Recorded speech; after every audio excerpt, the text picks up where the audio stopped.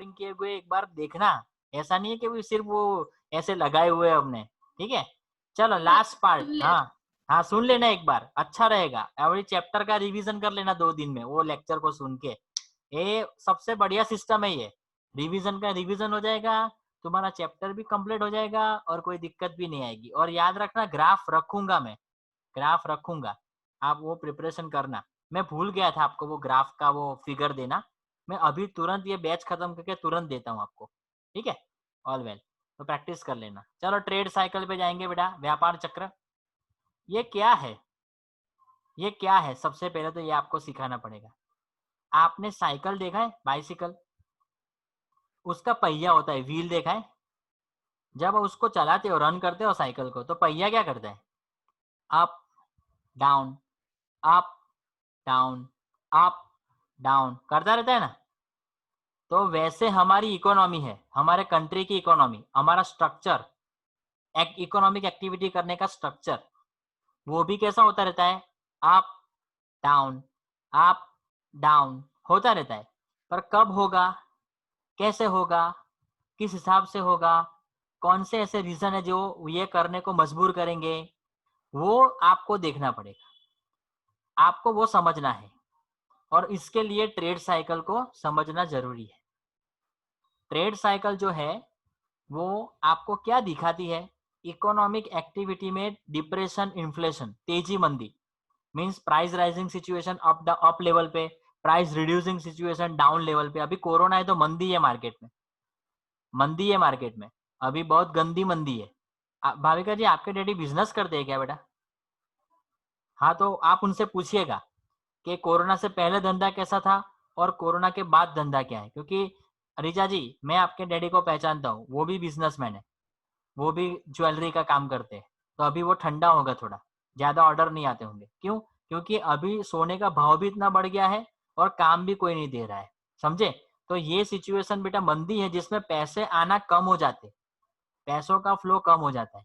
पर 6 महीने पहले की बात करूँ तो पैसे आते रहते थे, धंधा होता रहता था, वो इन्फ्लेशन वाला माहौल था। कोरोना आने के बाद सब डीम पड़ गया, डल हो गया, समझे। तो ये क्या है, इफेक्ट ऑफ ट्रेड साइकिल, तेजी मंदी की घटनाएं आती जाती रहती है। ऐसा नहीं है कि एक बार प्राइस राइज हुई तो वो बढ़ती ही जाएगी।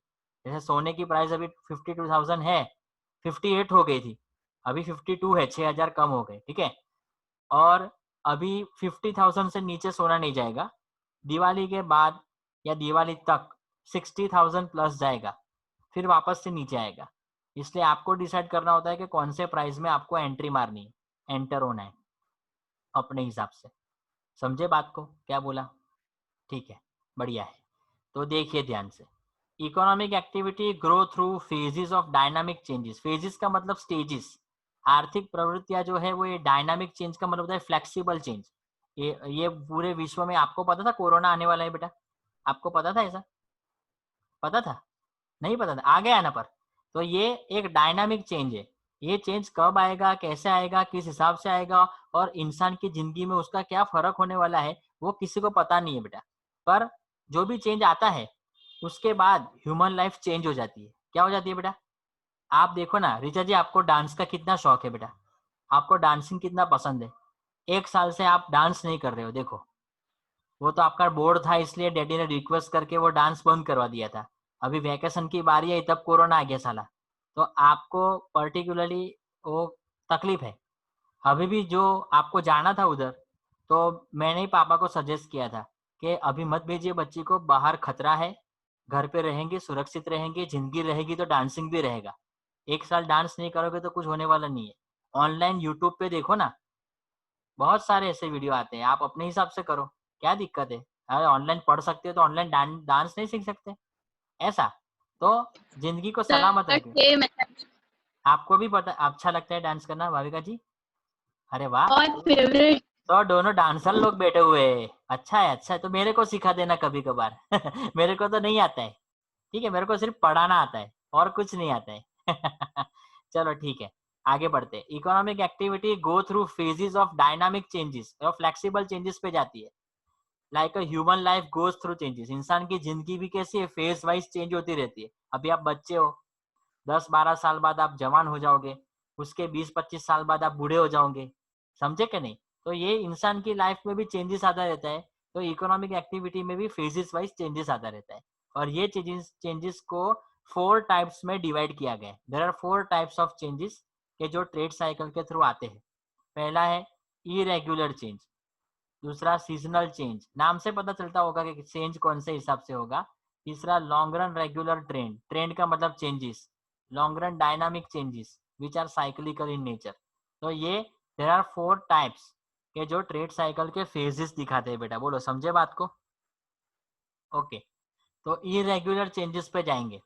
अनियमित चेंजेस, बेटा इसका नक्की नहीं होता है कि ये चेंजेस कब आ जाएंगे। जैसे natural calamities, flood, earthquake, fire, storm, thunder, ये सब चीजें कब आने वाली है बेटा, ये आपको पता नहीं है।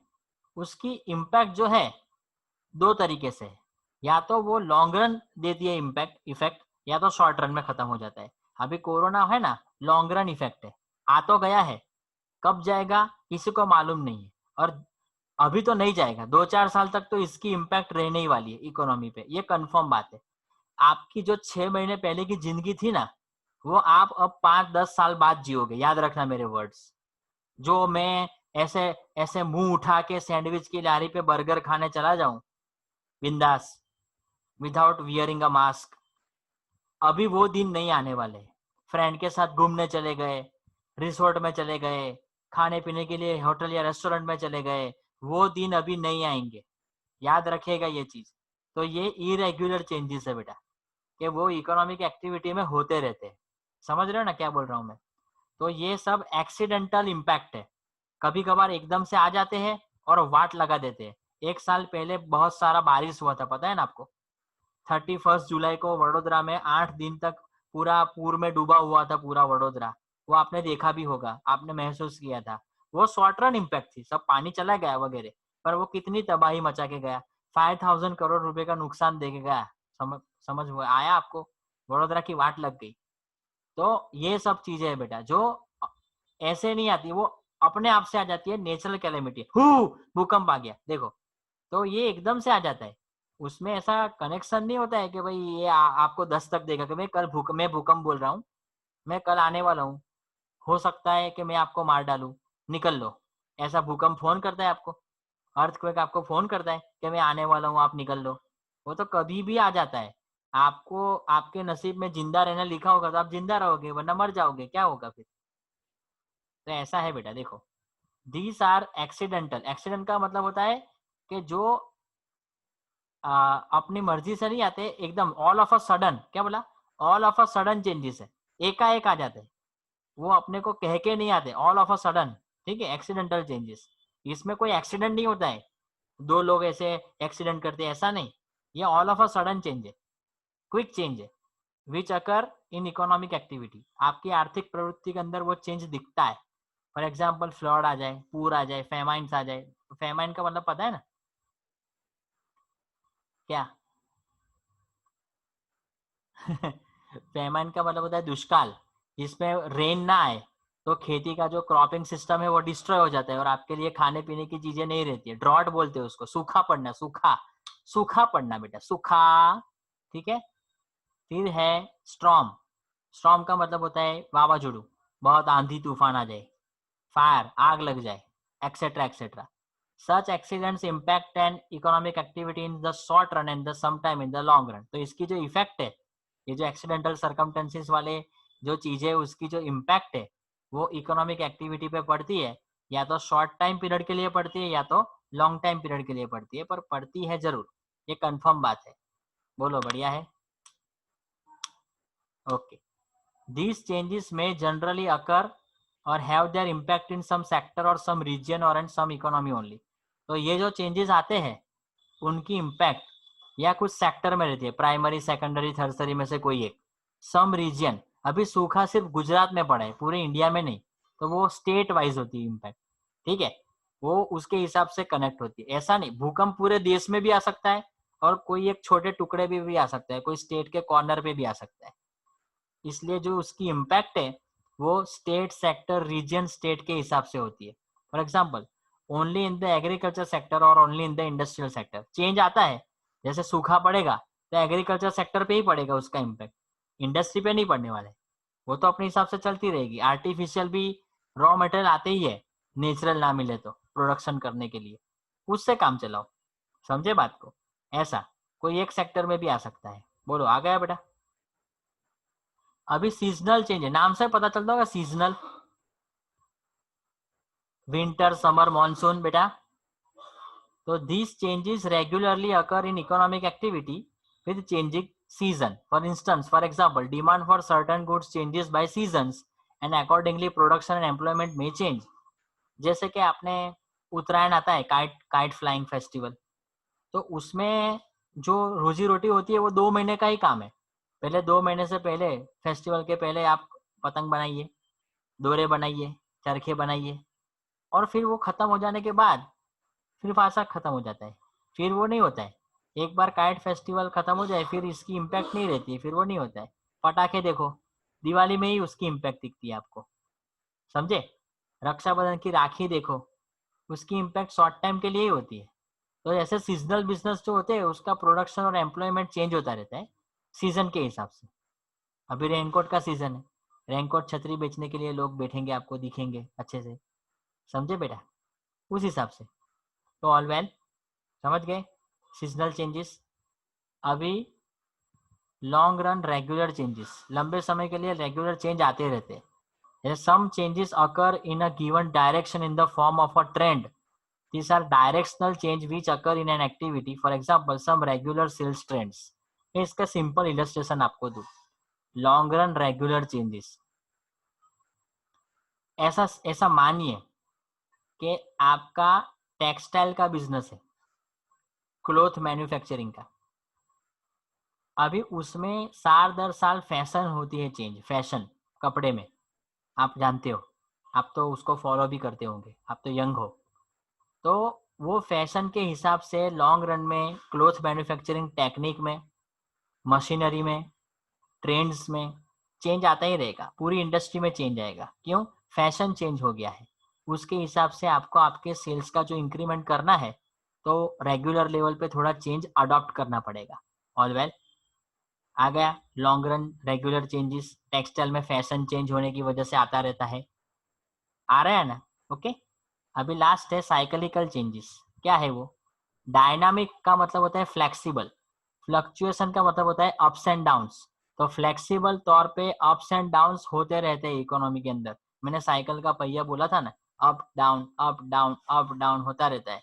वैसा इकोनॉमिक एक्टिविटी में पैसे का फ्लो ज्यादा आ जाए तो अप, कम हो जाए तो डाउन, उस तरह से flexible up and down arise होता रहता है इकोनॉमी में over it's long run growth. लंबे समय के लिए फिर आपको थोड़ा सा डेवलपमेंट चाहिए तो ये स्विंग जो है, अपवर्ड स्विंग और डाउनवर्ड स्विंग झेलना पड़ता है। जैसे लॉन्ग रन लेवल पे ग्रोथ आपको पाना है तो इकोनॉमी की एक्टिविटी राइज करनी पड़ेगी। क्या करनी पड़ेगी? राइज, अपवर्ड स्विंग में जाएगा वो। जो ग्रोथ ऑफ इकोनॉमिक एक्टिविटीज है उसको आप राइज करोगे, इंक्रीमेंट करोगे तो वो अप जाएगा, वो पहिया ऊपर चला जाएगा। उल्टा करो, फॉल डाउन कब होगा? जब आप वो एक्टिविटी को कम कर दोगे, डिक्रीज कर दोगे। तो वो राइज और फॉल जो इकोनॉमिक एक्टिविटी में दिख रहे हैं वो पहिए के समान है, इसलिए वो साइक्लिकल नेचर है। सच चेंजेस अकर, ये सब जो चेंजेस आते हैं इकोनॉमिक एक्टिविटी में और ग्रोथ प्रोसेस जो इकोनॉमीज है उसके अंदर, वो यह सब चेंजेस को ध्यान में लेते हुए हम ये डायनामिक चेंजेस की स्टडी कर रहे हैं। और ये फ्लेक्सिबल चेंजेस का दूसरा नाम है ट्रेड साइकिल, जो इकोनॉमिक्स का बेहद इंपॉर्टेंट कंसेप्ट है, जो पहिए की तरह है। इकोनॉमिक एक्टिविटी राइज हो तो अप, फॉल हो तो डाउन, उसको अपने को समझना है। बोलो बेटा, ठीक है? चलेगा ना? बढ़िया। इसमें कुछ पूछना है साइक्लिकल चेंज में? इकोनॉमिक एक्टिविटी राइज हो रही है, इसका मतलब प्रोडक्शन बढ़ता है, एम्प्लॉयमेंट बढ़ता है, इनकम बढ़ता है, स्टैंडर्ड ऑफ लिविंग बढ़ता है, परचेसिंग पावर बढ़ता है, फैक्टर ऑफ प्रोडक्शन को काम मिलता है, सब लोग को रिवॉर्ड अच्छा मिलता है, सब पॉजिटिवली जा रहा है, बड़े बड़े बड़े बड़े बड़े बड़े बड़े बड़े, तो वो अप स्विंग है, अप स्विंग। और सब कम हो कम हो, कमती हो कमती हो कमती हो कमती हो, तो मान लेना वो डाउनवर्ड स्विंग है। जो भी मैंने अभी बोला उसको ऑपोजिट कर दो, सब डाउन जाएगा। वो साइक्लिकल चेंज है जिसको ट्रेड साइकिल बोलते हैं, और वो इम्पोर्टेंट कंसेप्ट है इकोनॉमिक्स को सीखने के लिए। बोलो आ गया? ये चला गया? ठीक है ना? अभी हम जाएंगे डेफिनेशन के पार्ट पे। ट्रेड साइकिल की डेफिनेशन है, ठीक है। तो हेबरलर जो है वो मोस्ट टाइम की डेफिनेशन है, दूसरी भी है पर सबसे ज्यादा महत्वपूर्ण हेबरलर की डेफिनेशन है कि trade cycle is an interval time period that embraces alternating periods of prosperity, good time and depression, bad time। अभी embracing का मतलब होता है कनेक्ट कर रहा है, क्या कि ट्रेड साइकिल एक टाइम पीरियड है, एम्ब्रेस का मतलब जो कनेक्ट कर रहा है ऑप्शनल ऑप्शंस, ऑल्टरनेटिंग पीरियड का मतलब होता है ऑप्शनल टाइम पीरियड। उसमें एक टाइम पीरियड उसने गुड टाइम प्रॉस्पेरिटी का बताया जिसमें सब अप हो रहा है, और दूसरा टाइम बैड टाइम बताया डिप्रेशन का जिसमें सब डाउन हो रहा है। समझ गए? तो trade cycle time to time आता रहता है, जो जुड़ा हुआ है ऑप्शन के साथ। टाइम पीरियड में सब ऑप्शन होते हैं। पहला टाइम अच्छा टाइम, दूसरा टाइम गंदा टाइम, बुरा टाइम, अच्छा टाइम बुरा टाइम, इन्फ्लेशन डिप्रेशन, बोलो प्रॉस्पेरिटी डिप्रेशन आ जाएगा पक्का। हॉटरे क्या बोलता है कि trade cycle are continuous phases of good and bad changes occurring in the economy. Hawtrey ऐसा बोलता है कि ट्रेड साइकिल जो है उसमें आपको कंटिन्यूअस लेवल पे क्या करना पड़ता है, कंटिन्यूअस फेज, इसका मतलब ये स्टेज का जो लेवल है वो कंटिन्यूअस है, उसमें अच्छे और बुरे जो भी चेंज होते रहते हैं वो इकोनॉमी के अंदर आते रहते हैं, अप डाउन आते रहते हैं, अप डाउन आते रहते हैं, अप डाउन। तो ट्रेड साइकिल एक कंटिन्यूअस स्टेज है, अच्छे बुरे चेंजेस इकोनॉमी में अराइज होते हैं और वो दिखते हैं उधर। बोलो ठीक है। अभी कैरेक्टरिस्टिक्स ये डेफिनेशन के हिसाब से ट्रेड साइकिल के क्या निकलते हैं, दे डेपिक, डेपिक का मतलब होता है शो, दर्शाते हैं क्या, चेंजेस इकोनॉमी के अंदर जो आने वाले चेंजेस है वो दर्शाते हैं। They depict positive negative changes in the economy, अच्छे बुरे समय का जो पीरियड है, good time bad time positive time negative time, वो ट्रेड साइकिल दिखाता है।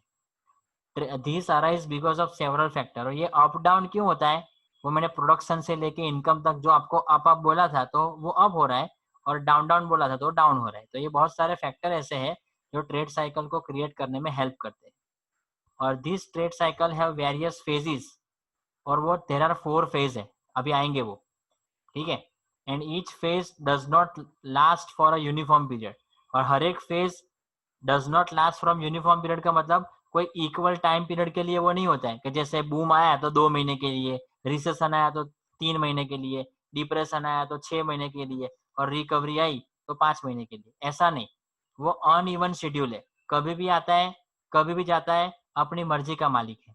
कोई ऐसा परफेक्ट टाइम पीरियड नहीं है कि इतने टाइम पीरियड के लिए बूम रहेगा, कि रिसेशन रहेगी, कि डिप्रेशन रहेगा, कि रिकवरी रहेगी। बोलो क्या बोलते हो, ठीक है। अभी मैंने आगे जो पढ़ा है ना आपको, वो क्या है पता है, अब ट्रेड साइकिल शुरू किया तो वो मैंने चेंजेस पढ़ाए आपको। हेलो, मैंने आपको चेंजेस पढ़ाए, irregular seasonal long run regular वाले। अभी जो मैं पढ़ा रहा हूँ वो क्या है, वो जो लास्ट फेज था जिसको हम ट्रेड साइकिल बोलते हैं, उसका डेफिनेशन क्लियर करवाया और उसके फीचर्स क्लियर करवाए। अभी ट्रेड साइकिल के फेजेस करवा रहा हूँ, इतना याद रखिएगा। ये फेजेस का मतलब होता है स्टेजेस, ट्रेड साइकिल के स्टेज। तो there are 4 stages, 4 phases of trade cycle. Boom और इन्फ्लेशन, इसमें सब अप अप अप। फिर रिसेशन का मतलब एकदम से डाउन नहीं होता है, धीरे धीरे डाउन होता है। रिसेशन का मतलब धीरे धीरे इकोनॉमिक एक्टिविटी डाउन होती है, और फिर लोअर लेवल पर चली जाए तब डिप्रेशन आता है, और लोअर लेवल के जाने के बाद फिर से वो खड़ी होती है, फिर से वो रिकवरी आती है, फिर से बूम आएगा, फिर से ये चक्की चलती जाएगी, पहिया अप डाउन होता रहेगा। बोलो ठीक है। तो trade cycle has the following 4 phases, कौन से, बूम और इन्फ्लेशन, तेजी, रिसेशन का मतलब जो हायर लेवल हमने अचीव किया था इन्वेस्टमेंट का, इनकम का, प्रोडक्शन का, वो धीरे धीरे नीचे आ रहा है, एकदम से नीचे नहीं आता है, धीरे धीरे नीचे आ रहा है। तो मंदी का समय शुरू होने का पहले का टाइम पीरियड जो रिसेशन है। फिर डिप्रेशन में मंदी चालू हो गई, इसमें सब लोअरिंग डाउन हो जाएगा, और इकोनॉमी में किसी के पास भी खर्चा करने के लिए पैसा नहीं रहेगा, और धीरे धीरे फिर से रिकवरी होगी, और उसके हिसाब से हम फिर से पैसा खर्च करने की क्षमता रखेंगे अच्छे से। बोलो ठीक लग रहा है कि बाउंस लग रहा है। बिंदास हो। अभी मैं पढ़ाऊंगा डिटेल में, देखना ध्यान से। पहला पॉइंट देखो, boom. Boom, this is a period, boom एक ऐसा समय है when economic activity reaches the maximum growth level in a given time period। तो ये जो बूम है एक ऐसा टाइम पीरियड है कि जहां economic activity highest maximum growth level पे पहुंच जाती है, टॉप लेवल पे। जो टाइम पीरियड दिया गया है उसमें डिमांड है वो पिकड, डिमांड अपनी हाईएस्ट लेवल, पिकड़ा का मतलब होता है हाईएस्ट स्टेज, डिमांड अपने हाईएस्ट लेवल पे होती है। So have income and profit, तो इनकम और प्रॉफिट भी अपने हाईएस्ट लेवल पे, अपर लेवल पे होते हैं। दस this period is also called peak, इस पीरियड को हम पीक पीरियड बोलेंगे। हाईएस्ट चोटी पे बैठने का है, टॉप लेवल वाला पीरियड, जिसमें सब अच्छा हो रहा है, सब up up up up up up up up up up हो रहा है। बोलो ठीक है। कैसा रहा पहला फेज, बूम, इन्फ्लेशन, डन ना? पक्का पक्का पक्का पक्का। अभी है रिसेशन, ठीक है। यहाँ सब हाईएस्ट लेवल से थोड़ा थोड़ा स्लो डाउन हो रहा है, थोड़ा थोड़ा नीचे आ रहा है, थोड़ा थोड़ा कम हो रहा है, थोड़ा डिमांड कम हो रहा है, थोड़ा इन्वेस्टमेंट कम हो रहा है, थोड़ा इनकम कम हो रहा है, थोड़ा एम्प्लॉयमेंट कम हो रहा है। एकदम से कम नहीं होता है, धीरे धीरे से कम होता है, धीरे धीरे से कम होता है बच्चे, ठीक है। ऑल वेल, धीरे धीरे आओ। This period follows the period of boom, यहाँ बूम है, बूम के पीरियड को ही फॉलो कर रहा है कि when economy activity picks in a given period and investment and employment have reached the highest possible level. ये हाईएस्ट पॉसिबल लेवल तक तो बूम बराबर है। अभी आया recession, a slow down occurs, थोड़ा थोड़ा मंदी आने का शुरुआत हो रहा है, थोड़े थोड़े लक्षण दिख रहे हैं, जिसमें डिमांड स्लो डाउन हो रही है, इन्वेस्टमेंट एम्प्लॉयमेंट स्लो डाउन हो रहा है, इनकम स्लो डाउन हो रही है। एकदम से कम नहीं हो रहे, धीरे धीरे से कम हो रहा है। ऑल वेल, अभी वो धीरे धीरे जो कम हुआ था वो मिनिमम लेवल पे आ जाएगा, डिप्रेशन के तौर पे आ जाएगा, सब खत्म हो जाएगा, पूरी इकोनॉमी खत्म हो जाएगी। कंज्यूमर को पता है प्राइस कम होने वाला है, इसलिए वो डिमांड नहीं करता, फ्यूचर प्राइस भी कम हो जाती है, प्रोडक्शन कम हो जाता है, एम्प्लॉयमेंट कम हो जाती है, इन्वेस्टमेंट कम हो जाता है, सब कम हो जाता है, down down down down down down down down, ऐसा हो जाता है। और उसके हिसाब से डिप्रेशन मार्केट में आ जाती है, जो अभी है। अभी है, मैं सच बोल रहा हूँ आपको, क्योंकि आप जिस तरह से खर्चा कर रहे थे ना 6 महीने पहले, वो उस तरह से आप नहीं खर्चा कर रहे हो, कंफर्म बात है। थोड़ा सा बचत कर रहे हो, थोड़ा सेविंग कर रहे हो, थोड़ा इकोनॉमाइजिंग कर रहे हो। ऐसा नहीं है कि आपने एक टाइम खाना कर दिया है ये वगैरह, ऐसा नहीं है। आपका जो जीवन है वो चल रहा है, जो लग्जरियस आइटम्स या कंफर्ट्स के आपके जो हैबिट्स है उसको आपने थोड़ा कम कर दिया है, समझो मेरी बात। ऐसे खाना पीना छोड़ने की जरूरत नहीं है आपको, उतना तो पैसा आपके घर में है कि आपके पेरेंट्स आपको अच्छे से शिक्षा या एजुकेशन भी दे सकते हैं और अच्छे से खाना पीना भी आपका हो सकता है। कंफर्म बात है कि मैं गारंटी दे रहा हूँ, क्योंकि मैं भी एक बच्ची का पिता हूँ। मेरी लड़की तो अभी 1.5 महीने की ही है, ठीक है, पर मैं उसके बारे में जो सोचता हूँ, तो आप तो बड़े बच्चे हैं, तो आपके डैडी आपके बारे में कितना अच्छा सोचते होंगे, समझो बात को। इसलिए मैं बोल रहा हूँ, ये एक बाप की हैसियत से बोल रहा हूँ, समझे, कि बाप अपने बच्चों को कभी भी भूखा सुलाएगा नहीं, वो खुद भूखा सो जाएगा, पर वो अपने बच्चों को नहीं सुलाएगा भूखा, वो कंफर्म बात है। भले ही पूरी जिंदगी मंदी रहे, ये भी चैलेंज है, भले ही पूरी जिंदगी मंदी रहे, आप लोगों को मंदी इफेक्ट नहीं करेगी, क्योंकि आपके पेरेंट्स स्ट्रांग है, याद रखना, ठीक है। चलिए डिप्रेशन पे जाते हैं। The slow down in the recession phase continue, चालू रहता है, और उसके कारण टू कॉज अ डिप्रेशन, मंदी आती है। When all activities reach a minimum level under those circumstances, सभी एक्टिविटी अब सब लोअरिंग डाउन हो गई है, मिनिमम लेवल पे संजोग के हिसाब से दिख रही है, तो कॉन्फिडेंस जो बायर का है, प्रोड्यूसर का है, इन्वेस्टर का है, इकोनॉमिक एक्टिविटी के लिए लोवेस्ट हो जाता है। फिर उनको ऐसा लग रहा है कि अभी मंदी आएगी, और मंदी बहुत गंदी, इतना याद रखना। इकोनॉमिक एक्टिविटी तो उसमें अच्छे से होती ही नहीं है।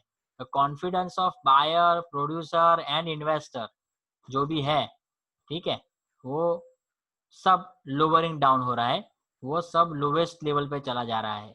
In the phase of recession consumer start expecting further fall in price, consumer ऐसा सोचता है कि आज मोबाइल फोन 15,000 में, मंदी का माहौल है, 10 में भी मिलेगा, रुक जाते, 8 में भी मिलेगा, रुक जाते, 5 में भी मिलेगा, रुक जाते, इसलिए वो पैसा स्पेंड नहीं करते इकोनॉमिकल सिस्टम के अंदर, इसलिए वो अपनी डिमांड कम कर दे रहे, reduce demand in expecting of further fall price. Price में कम हो रहा है, प्राइस कम हो रही है उनका एक्सपेक्टेशन है, इसलिए वो प्रेजेंट में डिमांड नहीं करते हैं। With the fall in demand, जैसे डिमांड कम हुई प्रोड्यूसर को फटका हुआ, प्रोडक्शन फॉल्स हो जाएगा, प्रोडक्शन फॉल हुआ एम्प्लॉयमेंट फॉल हो जाएगा, causing further reduction in demand. और ये सब किसके कारण? कस्टमर के द्वारा डिमांड नहीं हो पा रही है उसके द्वारा। जैसा डिप्रेशन इज कॉज, तो डिप्रेशन एक कारण बनेगा, डिप्रेशन आएगा। और क्यों आएगा? सब इकोनॉमिक एक्टिविटी मंद हो गई है, बंद हो गई है, फॉल हो गई है, कम हो गई है, इसलिए आएगा। ये डिप्रेशन है। बोलो बेटा, ठीक लगता है? अभी है रिकवरी फेज, ठीक है। अभी डिप्रेशन में बहुत चाहिए बेटा, एक टाइम ऐसा आएगा कि कंज्यूमर थोड़ा थोड़ा कमाएगा और डिमांड स्टार्ट करेगा। जैसे डिमांड स्टार्ट करेगा तो इन्वेस्टमेंट बढ़ जाएगा, ठीक है, फिर एम्प्लॉयमेंट बढ़ जाएगा, टेक्नोलॉजी में चेंजेस आएंगे, लॉन्ग रन में आपको उसका फायदा मिलेगा। तो फिर से कॉन्फिडेंस आ जाएगा और फिर डिमांड बढ़ेगी, प्राइस बढ़ेगी, प्रॉफिट बढ़ेगा, इन्वेस्टमेंट बढ़ेगा, सब बढ़िया हो जाएगा, आपके लिए सब बढ़िया हो जाएगा, ठीक है। देखिए कि when depression last for some time, रहती है, लास्ट का मतलब रहती है, थोड़े समय के लिए रहती है, ठीक है। द सप्रेस्ड का मतलब दबी हुई, बंद हुई, कम हुई जो डिमांड है, स्टार्ट इमर्जिंग, तो वो राइज होना चालू होगा। इमर्जिंग का मतलब राइज होना चालू हो जाएगा। Government may try to boost investment, government try करेगी कि इन्वेस्टमेंट को बढ़ाया जाए, एम्प्लॉयमेंट को बढ़ाया जाए। कभी कभार सर्टन टाइम्स टेक्नोलॉजिकल चेंज होते रहते हैं लॉन्ग रन के अंदर, तो इसकी वजह से भी प्रोडक्शन बढ़ने के साथ साथ डिमांड में बढ़ोतरी दिखती है। This lead to a recovery of demand, यहाँ जो मंद हो गई थी डिमांड, कम हो गई थी डिमांड, फॉल हो गई थी डिमांड, वो रिकवर होना चालू करेंगे, एम्प्लॉयमेंट बढ़ना चालू करेंगे, इन्वेस्टमेंट बढ़ना चालू करेंगे। तो ये तुम्हारा रिकवरी फेज, जिसमें सब जिंदा होगा फिर से। जो मंदा था वो तेजी में आ जाएगा, जो गंदा था वो अच्छा हो जाएगा, ठीक है। और पेशेंट जो होता है उसको ट्रीटमेंट दो तो कैसे वो ठीक हो जाता है, वैसे डिमांड जो फॉल हो गई थी उसको ट्रीटमेंट देंगे तो फिर से बूम, फिर से इन्फ्लेशन, रिकवरी हो जाएगी। देखो, this type of cycles occur in all economies, सभी अर्थतंत्र देशों के है उसमें ये आता रहता है। ऐसा नहीं कि सिर्फ इंडिया में ऐसा फेजेस को आना पड़ता है, पूरे वर्ल्ड वाइड है ये फेजेस। पूरे वर्ल्ड के जितने भी कंट्रीज है सभी कंट्री में ये फेजेस दिखते हैं बेटा, अराइज होते हैं।